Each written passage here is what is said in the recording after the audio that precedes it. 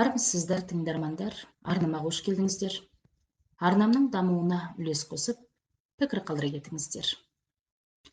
Мен Айсұлу 1979 жылы Оңтүстік Қазақстан облысы Қызылқұм ауданының бір совхозында дүниеге келдім. Отбасында 3 ұл, жалғыз қыз болып дүниеге келгенмін. Әкем Есбол совхозда бас есепші, анам Гүлайым дүкенде сатушы, бала бақшада шаруашылық жөніндегі орынбасары болып қызмет атқарған. Үйдегі ұлдардың арасындағы жалғыз қыз болғандықтан, қанаттыға қақтырмай, тұмсықтыға шоқтырмай, барынша еркелетіп, мәпелетіп өсірді.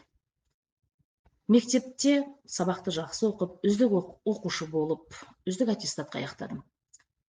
Жоғарғы оқу орнында әкемнің ықпалымен өзім қаламаған факультетке түстім. Бірақ менің арманым ұстаз болу еді. Сол арманыма жету үшін бірінші курстан кейін педагогикалық университетке қайтадан құжат тапсырып, белгілі бір пән мамандығына оқуға түстім. Бала кезден әке-шешеме, 3 ағама еркелеп өстім. Мектеп қабырғасында жас өспірім шағымда бала махаббатта болды. Кейін студент атанғанымда Түлкібас ауданының жігітімен 2 жылдай уақыт ұнату, сүйу, ғашықтық сезімдерін бастан өткізіп, болашақта үйленеміз деп жоспарлап құрып жүрдік. Алайда тағдыр екеумізді қоспады. Мен оқуда жүргенде жігітімнің соңынан бір қыз қалмай жүріп, екеуміздің арамызға түсіп, ақыр соңында жігітімен аяғым ауыр деп тұрмысқа шығып алды. Дегеніне жетіп ұнатқан жігітімен осылайша айырылысып кеттік. Сол жағдайдан кейін өмірге деген құлшынысым қалмады. Өмірдегі ең жақсы көрген ер азаматым сол болды. Осы кезге дейін оны ұмытқан емес едім. Есіме түскен кездерде бір жылап таламын. Осылай жүргенде 2002 жылы әкемнің ағасының қызы, яғни немере әпкем, менен 9 жас үлкен бір жігітпен таныстырам деп мейрамханаға ертіп апарды. Сол жерде әлгі жігітпен таныстырып, одан әрі қарай алып қашты. Осы жерде бір көрген жігіттің үйінің ақ босағасын аттап, үлкен әулетке келін болдым. Танымаған, білмеген жер. Оның үстіне қыз бала қайтып барса сөз болады.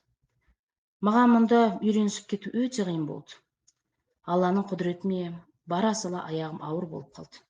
Сөйтіп 9 айдан кейін өмірге Бақыт есімді балапан дүниеге келді. Сол бала үшін көнуге болатын еді. Оның үстіне жақсы көрмей барған соң ба, үлкендер дұрыс бағыт бағдар бермеді ме? Балам 4 айға толғанда ажырасып кетіп қалдым. Ол ер азаматтың менен бұрын 2 отбасы болған екен.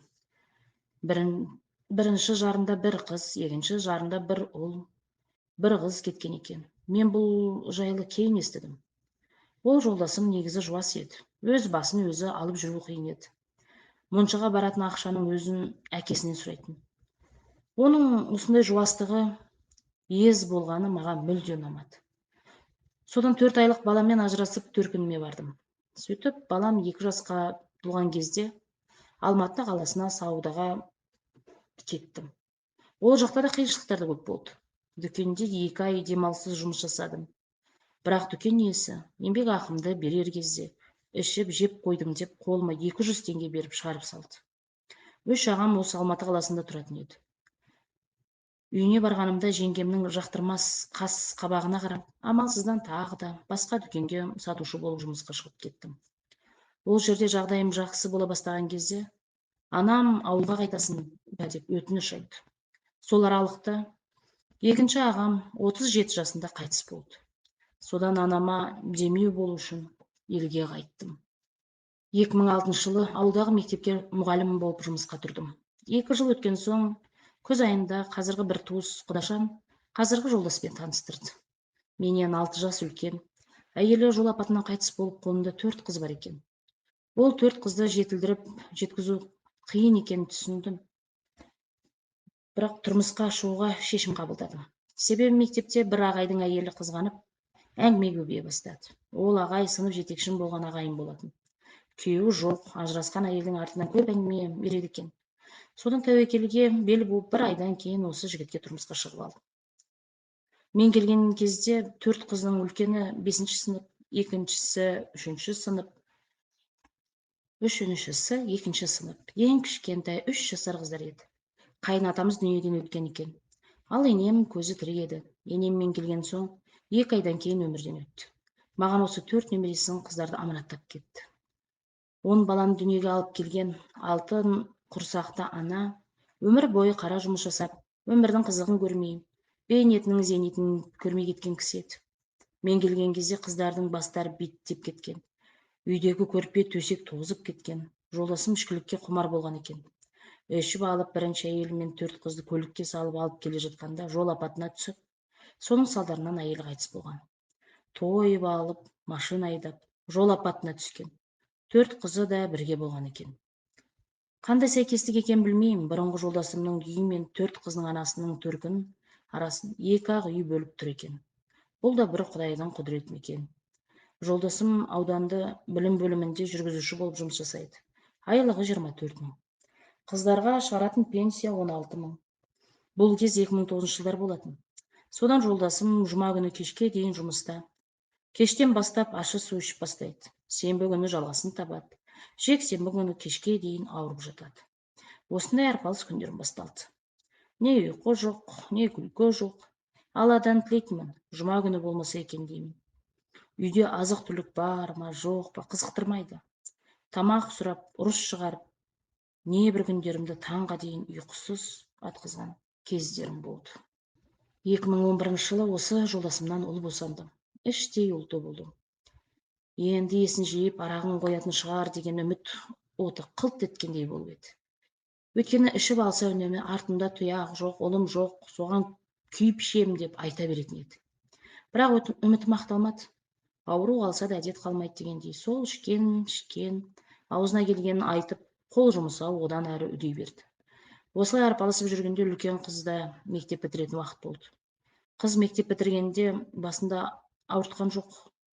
Сол баяғыдай арағын ішіп жүре берді. Қарызданып, қызды Шымкент қаласындағы медициналық колледжге грантқа оқуға түсірдім. Тесттен төмен балл жинап, ақша беріп грантқа түсті. Екінші қыз 9 сыныптан кейін ауылда колледж бар еді.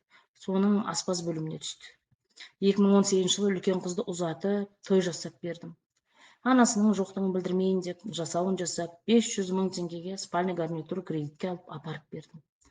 Ол қызды енді жайғастырып болғанда 2 айдан кейін екінші қызды алып қашып кетті. Ол қыздың басы ауыратын еді. Анасы қайтыс болғанда жол апатының әсерінен бе 2017 жылы судорог пайда болды. 1 жылдан соң және қайталанды. Қыс мезгілінде желтоқсан айында екінші қыз кетті. Барған соң 3 күннен кейін судорогысы ұстап, барған жерінде басына мыртыға түсірді. Дәрігерлер начинающая эпилепсия, сна, беременность еще рано деді. Мен енді кішкентай кезден бағып өсірген соң денсаулығын ойлап, жаным ашып көтеріп қойды ма, сақтанып жүр деп айтып отырдым. Қыздан мұндай дерті болған соң, барған жері келіндерінен құтылудың амалын қарастыра бастапты. Телефонға, диктофонға қойып, әңгімелерімізді тыңдап отыратын болыпты. Сол 2 аралықта мен жасым 40-тан асқан кезде көтеріп қойдым. Мені өгей анасы деп құда-құдағиымыз сыйламады. Сен кімсің деген секілді ауыр сөздер де айтылды. Содан қызымызға қысым көрсете берген соң, ол қайтып келді. Содан мен үйде жоқ кезде менің қайынбикем, нағашы әпкелері қыздың басын айналдырып, ұрысып, ертең екінші шешең сені шалға береді деген сияқты әңгімелер айтып, қызды қайта апарып тастапты. Содан 2 күннен кейін қызым күйеу баласының жұмыс бабымен Қостанай қаласына кететін болды. Шымкент қаласына барып, пойызды шығарып салайын деген қызым маған қарап, сіз маған жақындамаңыз деп көкірегімнен итеріп пойыздан мініп, артына бұрылмастан кетіп қалғанда, сол кездегі менің жүрегімнің ауырғанын сөзбен айтып жеткізу өте ауыр еді. Шымкент қаласы мен ауылдың арасы 2 сағаттай уақыт. Сол шыққаннан жол бойы жылап келдім. Жолдасымның ағайын туысы, қыздардың нағашы әпкесі менен сырт айналды. Ол кездегі басымнан өткен қиындықтарды досым түгілі дұшпаным да тілемейтін едім. Құдалардың басып алған аудио жазбаны мен танитын адамдардың барлығына тарқатып, мені елге масқаралаймыз деп әбден әбірге түсті қайынбикем. Сырт елге мен қыздарға өгейлік жасап, жаман ниетті адам секілді көрсеткісі келді мен.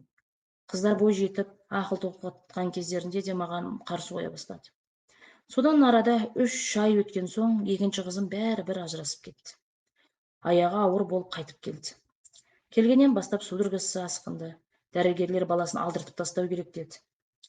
Қыз дәмкес болған соң, одан сау бола туыла екіталай деген соң, амал жоқ жасанды түсік жасатпақ болғанымызда, қайынбикелерім солай ететін болсаң сотқа береміз деп ұрсып, қорқытып, одан қалса анасының аруағы ұрсын деп неше түрліні айтып, жаным жарылады. Бұл кезде өзімнің де аяғым ауырды. Ол осыншама стрессте жүріп 2019 жылы өзім босанып алдым. Кішкентай ғана қыз босанып алдым. Ең қызығы, үлкен қызбен екеуміздің кішкентайларымыздың арасы 3-ақ күн еді. Қазан айында үлкен қызға бесік апаруым керек еді. Апарайын десем, ақшам жоқ. Өзім декретте отырмын. Жолдасыма айтсам, өзің жұмысқа шықсаң, соң алып барасың дейді. Елден ұят қой деп, жеңгеме кредит алғызып, 3 айлық кішкентайымды көлікке салып алып, бесік және оның жасауы, қызымызға кішкентайына барлық қажет нелерін алдым. Осының барлығына біраз қаражат кетті. Мен алып барған киімдерімді немерем осы кезге дейін киіп жүр. Жолдасымның тарапынан ешқандай қолдау болған жоқ. Үлкен қыздың бесігін апарып құтылған уақытымда, екінші қыздың босанатын уақытысы келді. Аман есен дүниеге ұл бала босанып алды. Өзімнің қызыма 5 ай болған кезде жұмысқа шығуға мәжбүр болдым. Себебі басымда неше кредиттер бар еді. Қыз аман есен босанды. Арасында босанғанға дейін неше рет судорога берді. Жан сақтау бөлімінде жатты. Соның барлығында өзім жүрдім.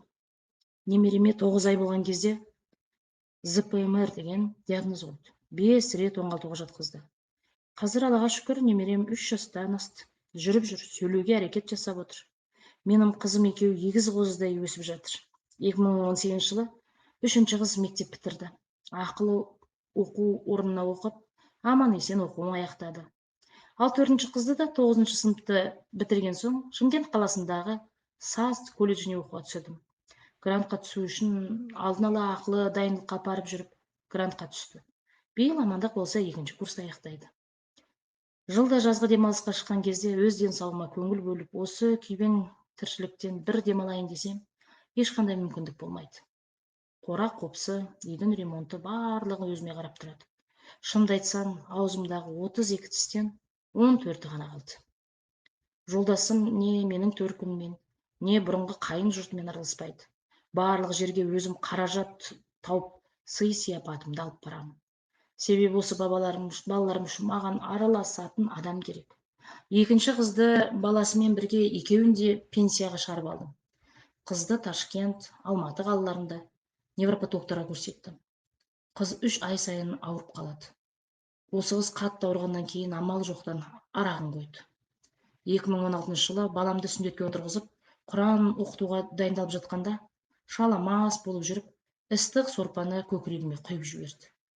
Биыл қыста бүйрек тұсымнан отвертка тығып алып ауруханадан бір-ақ шықты.